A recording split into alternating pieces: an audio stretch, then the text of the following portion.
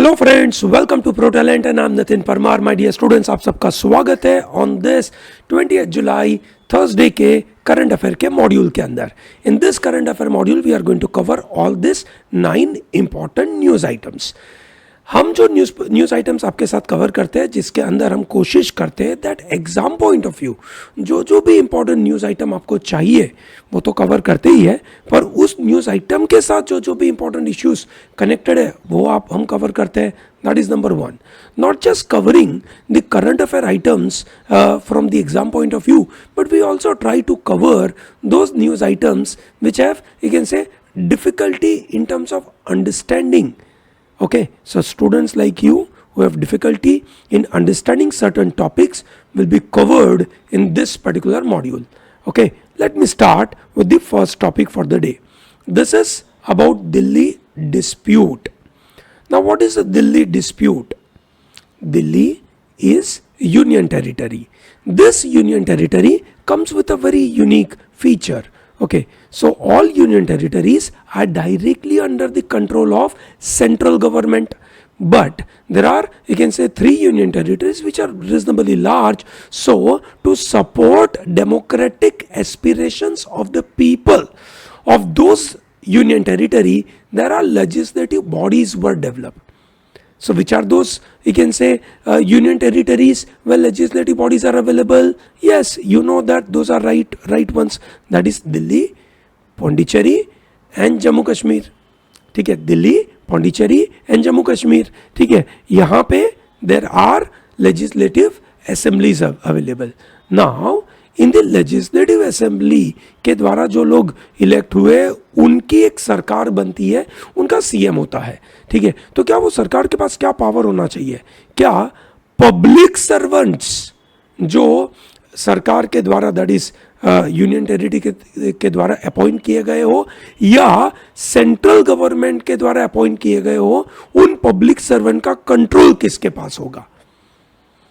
अगर एक कोई एग्जीक्यूटिव को अपना काम करना है, ठीक है, दैट मीन्स लेजिस्लेचर के द्वारा अपॉइंटेड एग्जीक्यूटिव को अपना काम करना है, तो ये पब्लिक सर्वेंट तो एग्जीक्यूटिव के अंडर में होने चाहिए, सेंट्रल गवर्नमेंट के अंडर में तो होने नहीं चाहिए. इसी डिस्प्यूट को दिल्ली गवर्नमेंट ने सुप्रीम कोर्ट में चैलेंज किया था. सुप्रीम कोर्ट ने इसके ऊपर यह जजमेंट दिया कि यस, यू कैन से this public servant should be in the hands of Delhi government.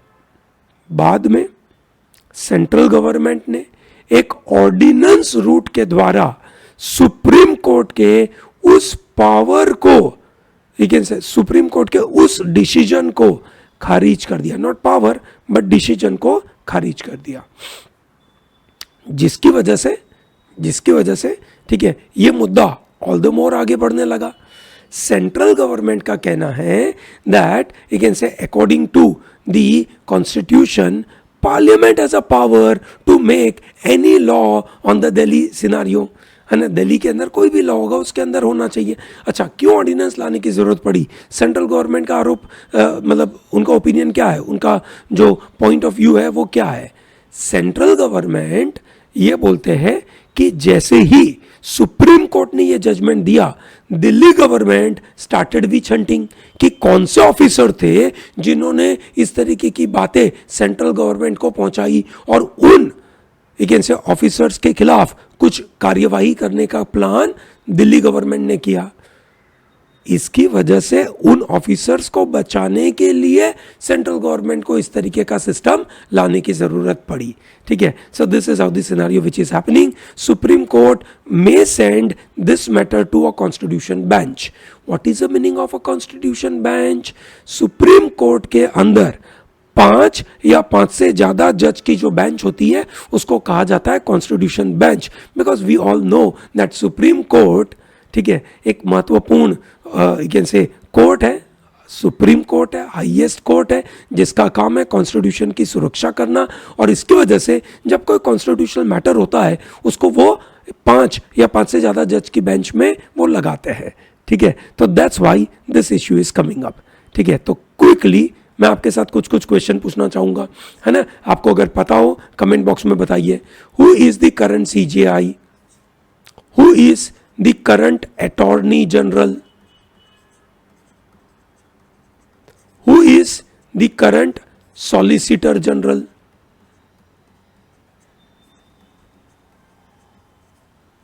ठीक है, who is the current lieutenant governor of Delhi, Puducherry and Jammu and Kashmir, ठीक है ना। चलिए ग्रेट, काफ़ी अच्छे पॉइंट मैंने आपके सामने रखे हैं, ठीक है। क्वेश्चंस आपको अगर मतलब इन सब के आंसर पता है तो बहुत अच्छी बात है, you are preparing in a good way. अगर आपको इनके नाम याद नहीं है, ठीक है, देखिए दोस्तों, when you are preparing for an entrance exam, very basic names है ना, इंपॉर्टेंट बेसिक नेम्स अगर आपको नहीं पता है, ठीक है, तो आपको अंदर इंट्रोस्पेक्ट करना पड़ेगा कि क्या आपकी तैयारी सही डायरेक्शन में चल रही है कि नहीं, ठीक है। Coming to number 2 event for the day, activist Teesta Setalvad to continue on bail से सुप्रीम कोर्ट। बड़ा महत्वपूर्ण केस हुआ दोस्तों। गुजरात में 2002 में बहुत बड़े राइट्स हुए थे। प्राइमरी 2002 में गोधरा में एक ट्रेन आती है, ठीक है, सुबह सुबह रुकती है 5:30 बजे, वहाँ पे डिस्प्यूट होता है गोधरा रेलवे स्टेशन के ऊपर, ठीक है। उस ट्रेन के अंदर एक पर्टिकुलर डिब्बे में अयोध्या से आने वाले लोग हैं, गोधरा के स्टेशन के ऊपर राइट्स होते हैं और वहाँ पे वो पूरी बॉगी को जला देते हैं और लोग मर जाते हैं। और उसके बाद पूरे गुजरात में राइट्स होते हैं, 2-3 दिन तक इतने बुरे राइट्स होते हैं, ठीक है। उसके बाद तीस्ता सेतलवाड़ और ऐसे बहुत सारे एक्टिविस्ट आरोप लगाते हैं सरकार के ऊपर कि सरकार आपने ध्यान नहीं दिया, सरकार की इसमें मिली भगत थी, सरकार ने इसके अंदर, सरकार in the sense that is Gujarat government, and that Gujarat government at that point in time was a BJP and that is CM was Narendra Modi. तो उनके खिलाफ बड़े बड़े केसेस लगते हैं, जिसकी वजह से पूरे वर्ल्ड में इंडिया का नाम खराब होता है। मोदी साहब के ऊपर बैन लगा दिया जाता है यूएसए में कि he is a killer and he can not be allowed in India, ऐसा करके आरोप लगते हैं, ठीक है। हाउएवर द केस चलते रहते and then at the end Modi sahab gets clean chit.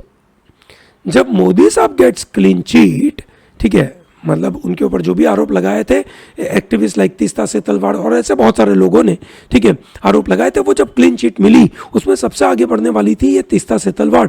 तो तीस्ता सेतलवाड़ के ऊपर उल्टा आरोप लगाया जाता है कि तीस्ता सेतलवाड़ ने, ठीक है, फॉर्जरी करी थी डॉक्यूमेंट्स की, तीस्ता सेतलवाड़ ने गलत आरोप लगाए थे और इसकी वजह से हम इनको पकड़ना चाहते हैं, जेल में डालना चाहते हैं।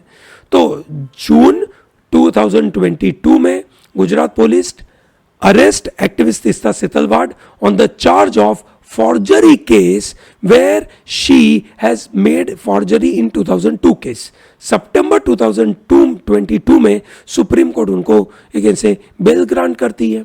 कल सुप्रीम कोर्ट इसके ऊपर बड़ा महत्वपूर्ण पॉइंट बताती है कि 20 साल हो गए, ठीक है, आप 20 साल के बाद आप फॉर्जरी का केस लगाते हो।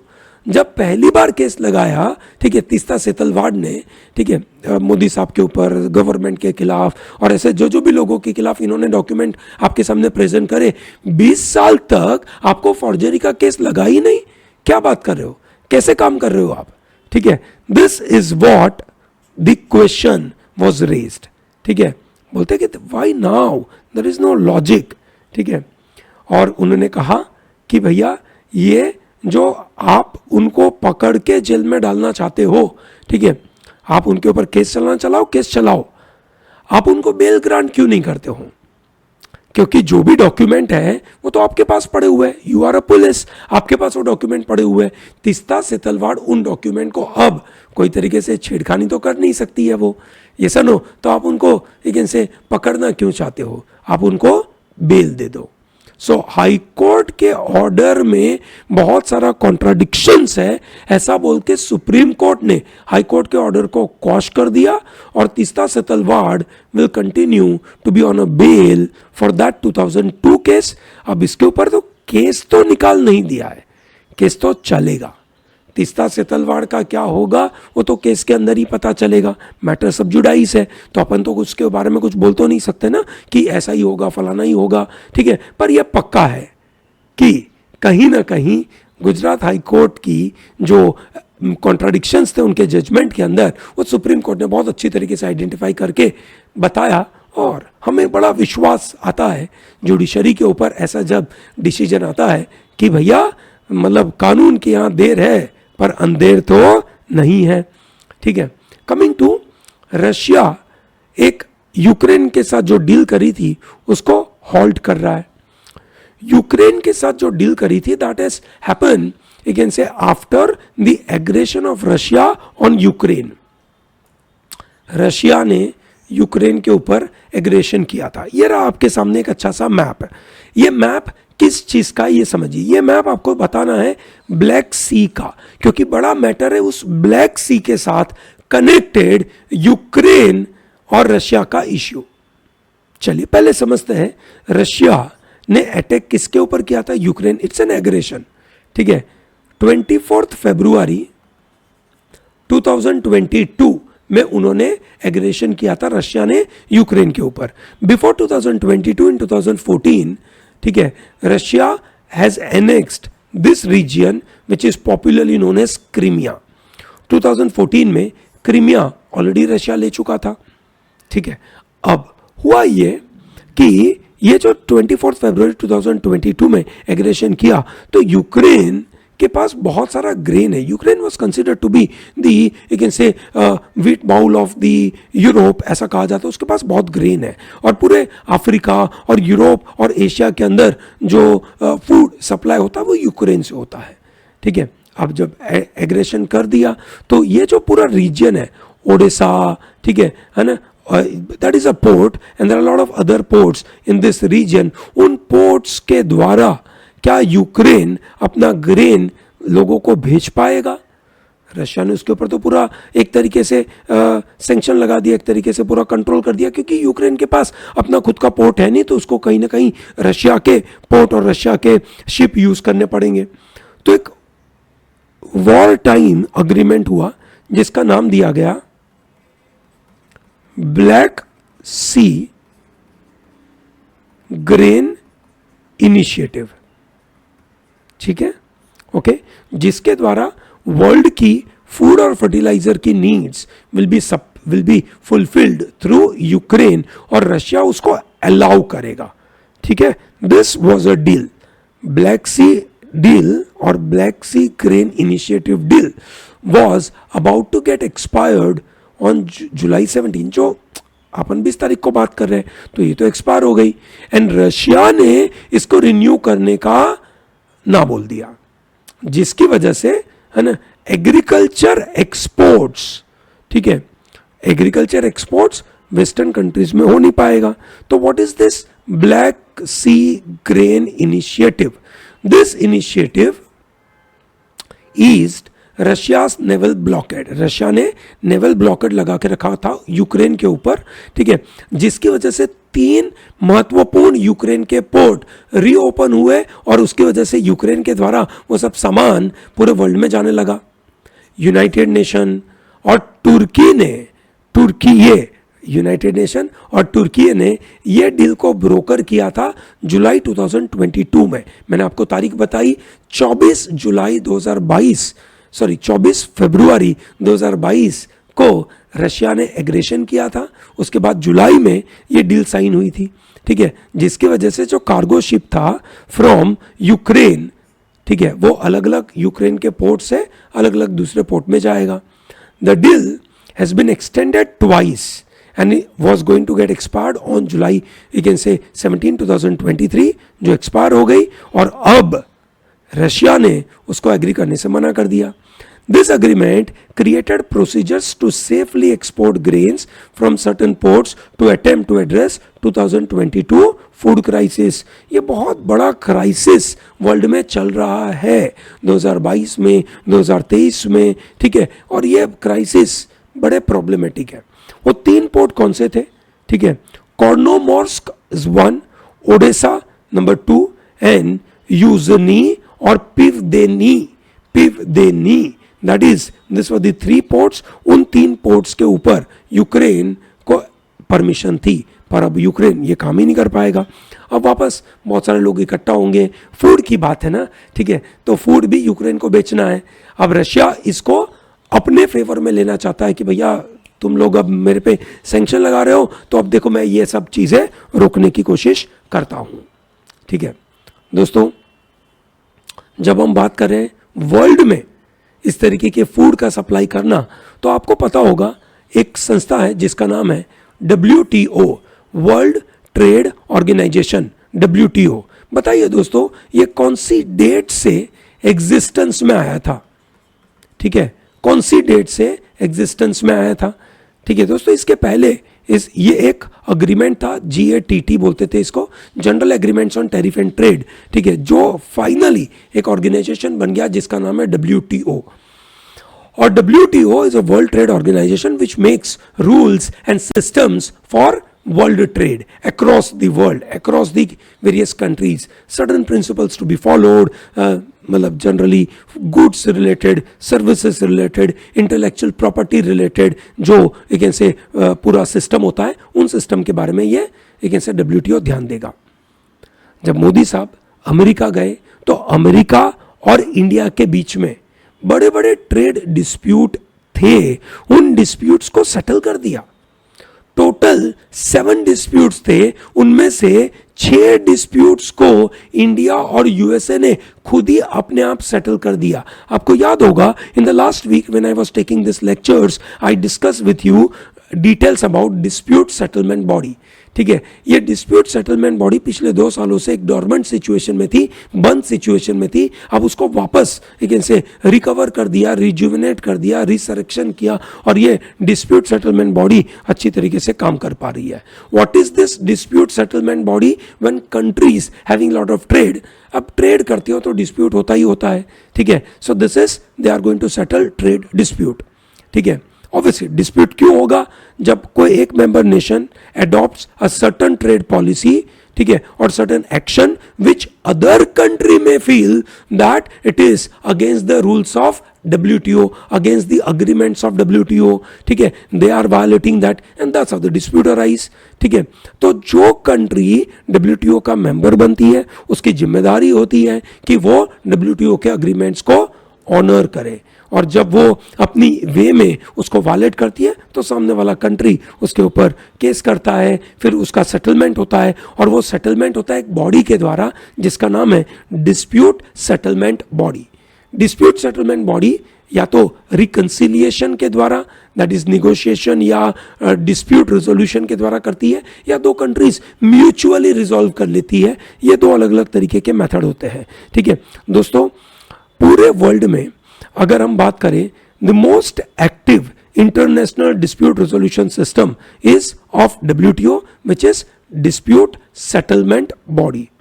दोस्तों 1995 में जब WTO बना तब से, ठीक है, WTO ने 610 डिस्प्यूट से सुने हैं, और उसमें से 350 से ज्यादा जजमेंट दिए हैं।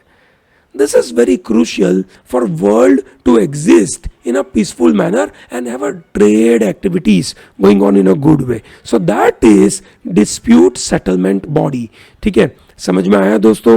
This is very important. India ने और यूएसए ने म्यूचुअली 6 ट्रेड डिस्प्यूट को सेटल करने की कोशिश, उसमें से एक ट्रेड डिस्प्यूट ये था कि इंडिया जो सोलर पैनल यूज करता है, इंडिया जो सोलर पैनल इंपोर्ट करवाता है उसके ऊपर बहुत ज़्यादा से टैरिफ लगा दिया था, ऐसा अमेरिका का कहना था, और जिसकी वजह से इंडिया और अमेरिका के बीच में यह डिस्प्यूट चल रहा था।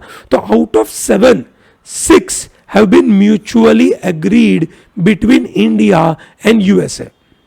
ठीक है, और ये डिस्प्यूट होते कैसे कि अमेरिका ने कोई एक्शन लिया तो इंडिया उसके सामने रिटालिएटरी एक्शन लेगा, अब ये रिटालिएटरी लेगा तो यूएसए रिटालिएटरी, तो ये चलता रहता है। पर एनीवे, अभी मोदी साहब ने अब वहां जाकर इसको सेटल कर दिया, विच इज वेरी इंपॉर्टेंट। जब मोदी साहब अमेरिका गए, वापस आए, तो एक बड़ा महत्वपूर्ण एक्शन भी हुआ दैट यूएसए ने इंडिया को करीबन 105 एंटिक्विटीज हैंड ओवर कर दिया। ठीक है, very important one called you can से कल्चरल यू कैन से अग्रीमेंट होता है ये 2 कंट्रीज के बीच में कल्चर के एक दूसरे के कल्चर को प्रोटेक्ट करने के लिए। तो ये जो एंटिक्विटीज है जो 3rd 4th सेंचुरी से लेकर अभी 17-18 सेंचुरी तक की पुरानी चीज़ें थी, जिसका कल्चरली बड़ा इंपॉर्टेंट वैल्यू रहता है, और वही वैल्यू के सामने, ठीक है, अगर कहीं कोई इसको स्मगल करके दूसरे कंट्री में भेज देता है, अमेरिका में ये बहुत दिखता है, तो अमेरिका की सरकार उसको कंट्रोल कर लेती है, उसको पकड़ लेती है, और फिर जो भी कंट्रीज है उसको वापस कर देती है। तो ये 105 ट्रैफिक्ड एंटिक्विटीज कहा गया। क्या कहा गया? Trafficked antiquities. ट्रैफिक का मतलब हो गया इलीगल वे में उसको परचेज किया गया, है ना, दैट इज कॉल्ड ट्रैफिकिंग। समझ में आया दोस्तों? ग्रेट। अब कुछ अलग अलग सुप्रीम कोर्ट में बातें चली, तो एक बार क्विकली समझ लेते हैं। I am sure we all know that Delhi government और उनके लेफ्टिनेंट गवर्नर के बीच में बड़े झगड़े चलते रहते हैं। सुप्रीम कोर्ट ने भी इस बात को कहा कि Delhi government and lieutenant government should rise above bickering. What is the meaning of bickering? Comment section में बताइए दोस्तों, ठीक है, अच्छे से स्टडी करिए, ये वर्ड बड़ा इंपॉर्टेंट वर्ड है, ठीक है। गिव मी उसके 5 सिनोनिम्स, 5 एंटोनिम्स क्विकली दीजिए, ठीक है। जो से दिल्ली इलेक्ट्रिसिटी रेगुलेटरी कमीशन है, उसके चेयरपर्सन के अपॉइंटमेंट में दिल्ली गवर्नमेंट और लेफ्टिनेंट गवर्नमेंट के बीच में झगड़ा चल रहा है, और उसके लिए सुप्रीम कोर्ट बोल रही है, अरे क्या कर रहे हो तुम लोग।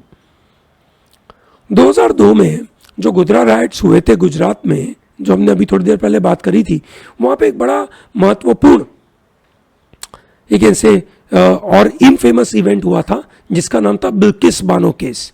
There were 11 men who were, you can say, convicted for rape and murder, ठीक है, और उनको 11 लोगों को लाइफ इम्प्रिजनमेंट मिला था।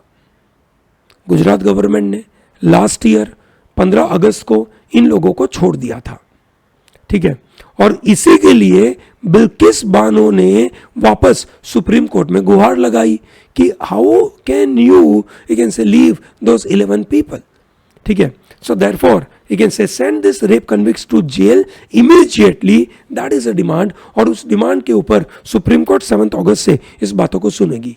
सुप्रीम कोर्ट ने जो एक लॉयर थी जिन्होंने मणिपुर की फैक्ट फाइंडिंग केस के अंदर से इन्वेस्टिगेशन करने का काम किया था, उनके ऊपर जो सेडिशन चार्ज लगाया था उससे उनको रिलीव कर दिया है।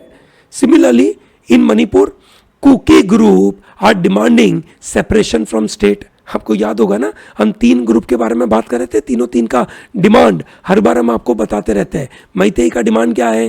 That we should be given कैन से शेड्यूल ट्राइब का स्टेटस। कुकी का डिमांड क्या है कि भाई Meitei should not be given schedule tribe का status and we should be given a separation from the state. Nagas का डिमांड क्या है? That we want a greater Nagaland, है ना। This is how the idea is. Okay, Supreme Court is going to hear non-Mizo tribes plea against quota in Mizoram. ठीक है, Supreme Court ने Monday को agree किया कि that we are going to hear the petition seeking to quash government notification that discriminate against non-Mizo. Non-Mizo को schedule tribe का अधिकार नहीं देंगे, ऐसा मिजोरम में बातें चली। तो ये नॉर्थ ईस्ट में झगड़े चल रहे हैं।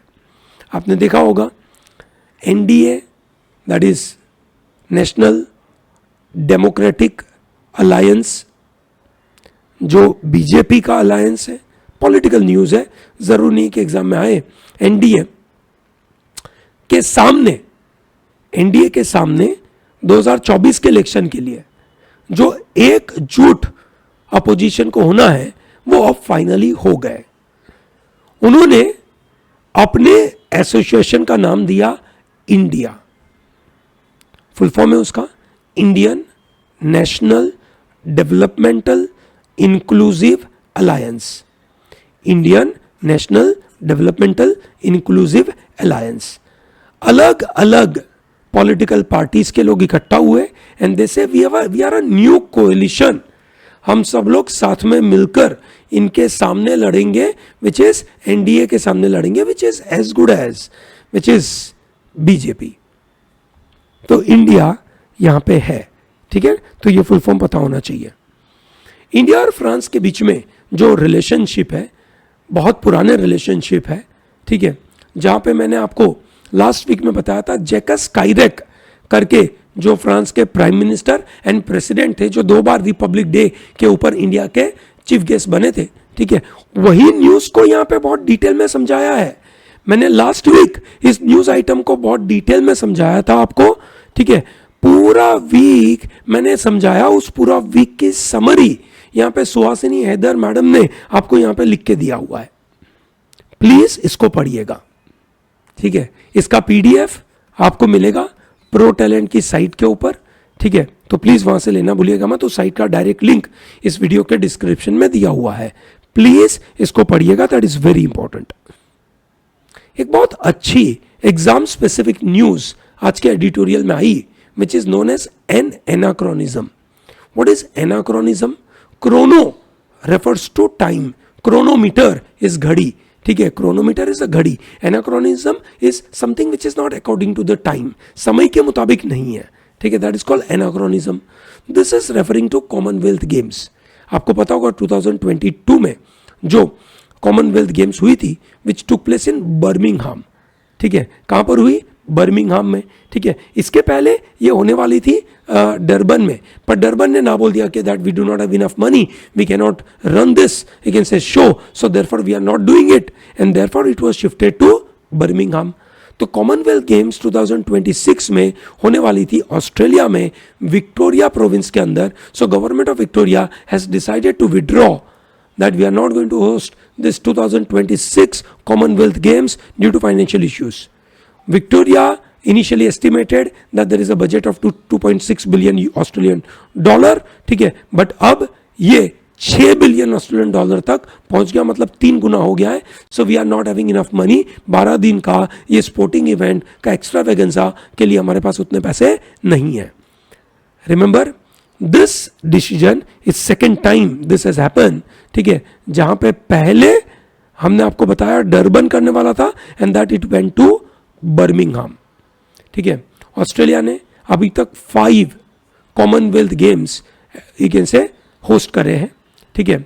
एंड 2032 में ये ओलंपिक्स ब्रिस्बेन में होने वाला है, तो उसके ऊपर बड़ा डाउट आएगा कि अगर आप कॉमनवेल्थ गेम्स नहीं कर पा रहे हो तो आप ओलंपिक्स कैसे कर पाओगे, ऐसे ही सवाल पूछेंगे ना, ठीक है। सो देखिए दोस्तों, कॉमनवेल्थ गेम्स फेडरेशन, ठीक है, received only 8 hours notice of the decision, ठीक है, सिर्फ 8 घंटों में उनको बता दिया गया। This is really an important issue, ठीक है दोस्तों।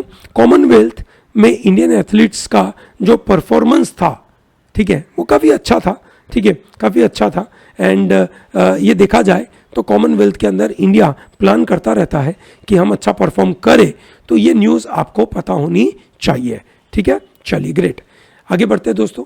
यूएई का न्यूज़ ऑलरेडी हम कल बात कर चुके थे, रूपी और दिराम के ट्रेड के बारे में। अब यूएई के साथ एक और न्यूज़ आई, the Dominic Republic of Congo और डेमोक्रेटिक रिपब्लिक ऑफ कॉन्गो की स्टेट कंपनी ने 1.9 बिलियन का माइनिंग डील साइन किया यूएई के साथ। इसके पहले उन्होंने, है ना, 25 साल का एक कॉन्ट्रैक्ट करा था डीआरसी के साथ, ठीक है, दिसंबर में जो किया था वैसे ही माइनिंग का ही कर रहा था, ठीक है, क्योंकि डीआरसी के पास बहुत सारी माइनिंग के लिए एक ऐसे सिस्टम्स अवेलेबल है, तो they generally sell those mining rights to various countries, to UAE, China and so forth. So that is very problematic और बड़ा दिक्कत होता है। डीआरसी बहुत शांति वाली जगह नहीं है। इजराइल में जो जुडिशियल रिफॉर्म हो रहा है, गवर्नमेंट के जुडिशियल रिफॉर्म है, जो लोगों को पसंद नहीं आ रहा है, ठीक है। This is one of the biggest protest in Israel. उन्होंने ट्रेन स्टेशंस को ब्लॉक कर दिया, रोड ब्लॉक कर दिया, ठीक है। So this is very crucial. Prime minister of Israel, Benjamin Netanyahu, is not able to, you can say, convince people. A large number of people are on the road and they are protesting against the judicial reform in Tel Aviv. Israel का capital क्या है दोस्तों, बताइए। Israel का capital क्या है, जल्दी बताइए। इजराइल का कैपिटल कमेंट बॉक्स में बताइए। और इजराइल का करेंसी क्या है। एक ऐसी कंट्री जो एशिया में 3rd लार्जेस्ट यू कैन से पर कैपिटा इनकम में आती है। सबसे पहली है आपकी सिंगापुर, दूसरी आती है कतार और तीसरे पे इजराइल, जिसके पास कोई ऑयल नहीं है, ठीक है, कोई ऐसी चीज़ नहीं है जिसकी वजह से वो पैसा कमा सके, फिर भी वो तीसरे नंबर की अमीर कंट्री है, ठीक है। उस कंट्री में जुडिशियल रिफॉर्म के बारे में काफ़ी हल्ले हो रहे हैं। हमने आपके साथ जुडिशियल रिफॉर्म के बारे में बात करी थी। बताइए, what is the issue of judicial reform in Israel? Please put that into comment box. ठीक है? Okay, great. चलिए, so with this I am closing this module for the day. आपको पसंद आया होगा ये मॉड्यूल, ऐसा मेरा मानना है. अगर आपको कोई सजेशन हो, आपके मन में कोई क्वेरी हो, कोई क्वेश्चन हो, कमेंट बॉक्स में ज़रूर बताइए. Will be more than happy to help you out with all your queries. Thank you very much for joining with me. Don't miss out to like this video, subscribe our channel and tell to large number of people to be part of ProTalent. Thank you.